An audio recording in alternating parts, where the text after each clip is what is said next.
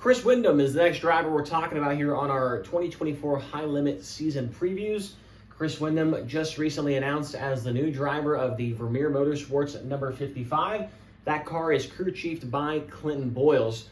Chris Windom takes over the seat from Kerry Madsen, and he vacates the number 4 lane racing car, and we don't know who the driver of that number 4 car is anymore.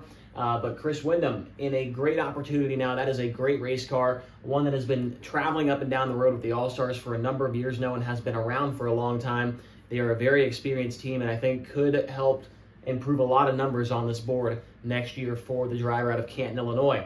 Now, the All-Star Circuit of Champions is where he has called home the last 2 years. He's been a full-time member of that series. In 2022, he ran the season for the number 19 of Vermeer Motorsports. 46 A mains in 52 starts, 0 wins, 4 top 5s, 15 top 10s, 9 laps led, 7th in points, and a 13.3 average finish. So not a bad year for the former USAC Triple Crown champion. And prior to 2022, that was basically all Chris Windom did, was non-wing, midgets, and Silver Crown cars. He did have some scattered starts in a wing car here and there, but nothing near what he did in 2022 with 46 A mains. With the All-Stars. So a huge jump in his career, and it's great to see him sticking it out and trying to make a career out of it, because there's been many guys in the past that have gone from the non-wing stuff to the wing stuff. They try it for a year, they try it for 6 months, and they go right back to where they were at, So I applaud him. My hat's off to him. They're keeping it going and getting better and better, because look at this. In 2023, he leaves the number 19 Vermeer Motorsports car and goes to lane racing.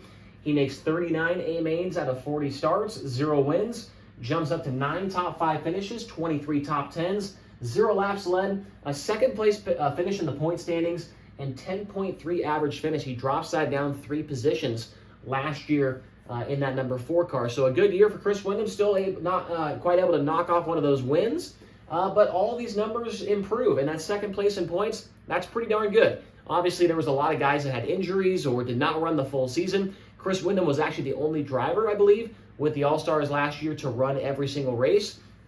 But they don't ask how.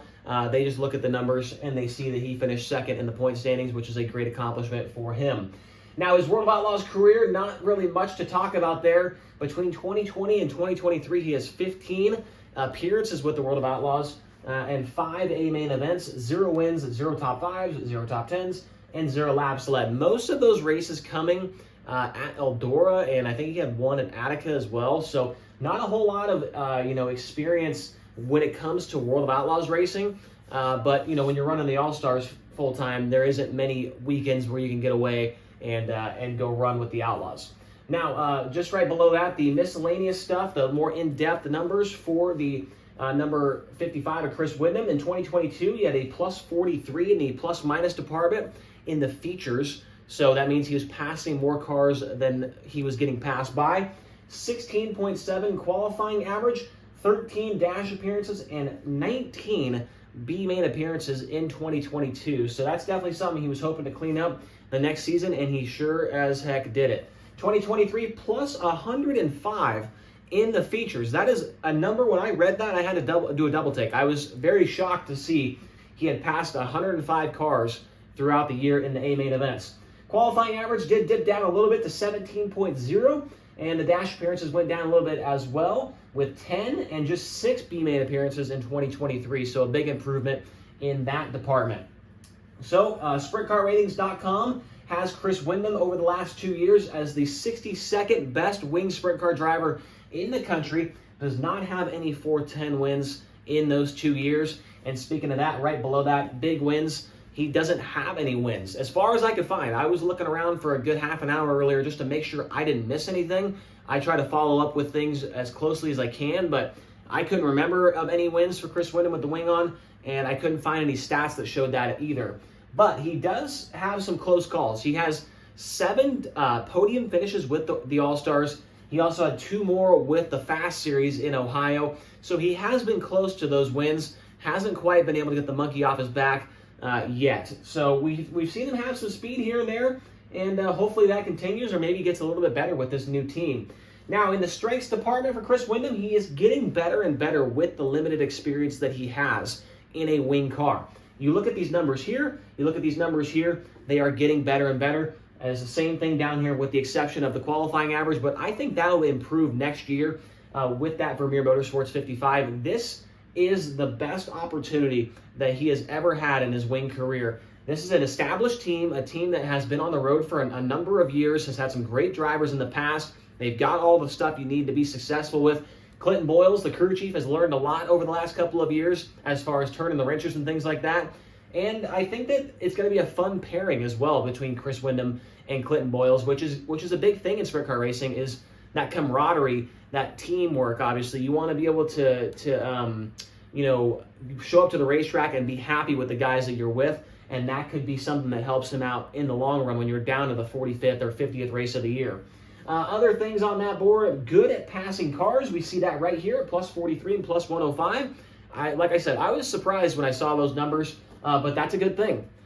Weakness department, Chris Windom needs to work on qualifying. As you can see, the best of his 2 years with the All-Stars was 16th, so that's not going to work out. That's not going to get you up front to contend for wins or contend for top fives. So I think that with the 55 car, that's going to be one thing that they're going to be trying to improve on with their driver, is that qualifying effort. And the final thing on the weakness board, third team in 3 years. And this is going to be the first race for these guys, will be the very first race of the high limit season at East Bay Raceway Park. Unless they do go to the outlaw races at Volusia the week prior. If they don't, then the very first race of the season will be the first race for this pairing. But yeah, right there, third team in 3 years. Hayward Motorsports, Lane Racing, and now Vermeer Motorsports. We hope to see Chris Windom and this team stick together for a couple of years here, maybe for the rest of his career. It could be one of those pairings, and you'd love to see that. But it's tough to, I feel like it's tough as a driver to find consistency and find success when you're switching teams every single year. So hopefully after this year, Chris Windom finds this home, and this is the place where he stays at for a long time. Now in the prediction department, I think he's going to be somewhere between 10th and 12th in the point standings. Obviously, he was second last year with the All-Stars, but we mentioned earlier that not everybody ran the full season there, and there were a lot of guys that dropped off tour or got hurt along the way. And there's already 16 cars signed up to run the full high-limit schedule. So it's going to be a tough year for Chris Windom. I think that he's going to learn a lot. I think he's going to improve these numbers for sure, but he's going to be definitely struggling a little bit there throughout the year. So 10th to 12th in points. And I think with the perfect scenario and the right circumstances, if it's at a track that he really likes, if the track is heavy and he starts up front near, on the front row or something, I think he could hang on. I think he's definitely good enough to hang on and get a win if the circumstances and the scenario is just right. But I'm going to try and be realistic for the rest of this. 4 to 7 top fives, I think, should be the goal for this team, or maybe a little bit more, maybe 4 to 10 top fives. And then 13 to 18 or 13 to 20 top 10s would be a good year for these guys, because the competition, let's face it, is going to be really, really stiff. This is going to be a really good field of cars every single race with high limit next year. And if those guys can meet these numbers or beat them, it will be a success for sure. So that's all I've got for Chris Windom here today. Let me know your thoughts on what he's going to do next season with high limit racing. Tomorrow we will be talking about Corey Day, another one of the big signings for high limit in 2024. He will be full-time in that number 14 car for Jason Myers. So we'll talk about him tomorrow. But until then, you guys stay safe out there, and we will see you then.